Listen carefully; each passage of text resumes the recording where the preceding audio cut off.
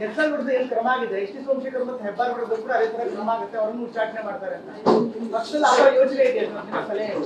ನೋಡಿ, ಇದೆಲ್ಲವನ್ನು ಕೂಡ ಕೇಂದ್ರದ ನಾಯಕರು ತೆಗೆದುಕೊಂಡಿರುವಂಥದ್ದು. ಕೇಂದ್ರದ ನಾಯಕರು ಎಲ್ಲ ಮಾಹಿತಿಗಳನ್ನ ಪಡೆದು ಕ್ರಮಗಳನ್ನ ತೆಗೆದುಕೊಳ್ತಾ ಇದ್ದಾರೆ. ಅದರಿಂದ ಅವ್ರಿಗೆ ಏನೇನು ಮಾಹಿತಿ ಇದೆಯೋ ಅದನ್ನ ಯಾವುದು ನೋಡಿ, ನಾವೆಲ್ಲರೂ ಒಟ್ಟಿಗೆ ಹೋಗ್ಬೇಕು, ಕಾಂಗ್ರೆಸ್ಸಿನ ಈ ದುರಾಡಳಿತವನ್ನ ಎದುರಿಸಬೇಕು ಅನ್ನೋದು ನಮ್ಮ ಉದ್ದೇಶ ಇತ್ತು.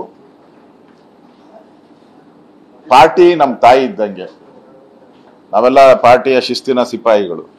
ಪಾರ್ಟಿ ಏನ್ ತೀರ್ಮಾನ ತೆಗೆದುಕೊಳ್ಳುತ್ತೋ ಅದಕ್ಕೆ ನಾವೆಲ್ಲರೂ ಕೂಡ ಬದ್ಧರಾಗಿರ್ತೀವಿ. ಯಾರು ಕೂಡ ಪಾರ್ಟಿಯ ವಿರುದ್ಧವಾಗಿ ಯಾವುದೇ ರೀತಿಯಾದಂತ ಹೇಳಿಕೆಗಳನ್ನ ಕೊಡಬಾರದು ಅಂತೇಳಿ ನಾನು ಕೂಡ ನಮ್ಮ ಕಾರ್ಯಕರ್ತರಿಗೆ ವಿನಂತಿಯನ್ನ ಮಾಡ್ತೇನೆ.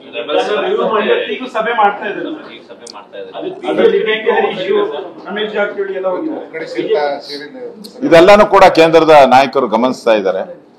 ಅವರು ಈ ಆಕ್ಷನ್ ಎಲ್ಲ ಆದ್ಮೇಲೆ ಕೇಂದ್ರದ ನಾಯಕರು ಕೂಡ ಗಮನಿಸ್ತಾ ಇದ್ದಾರೆ.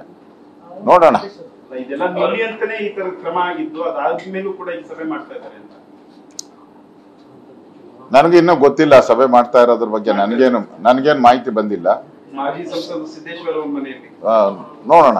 ಅದ್ರ ಬಗ್ಗೆ ನಾಳೆ ಸಾಯಂಕಾಲ ರಿಯಾಕ್ಷನ್ ಮಾಡ್ತೀನಿ.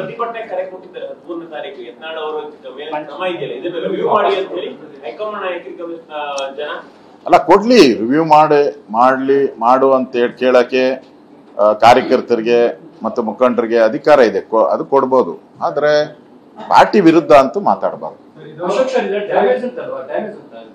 ಅವರಿಂದ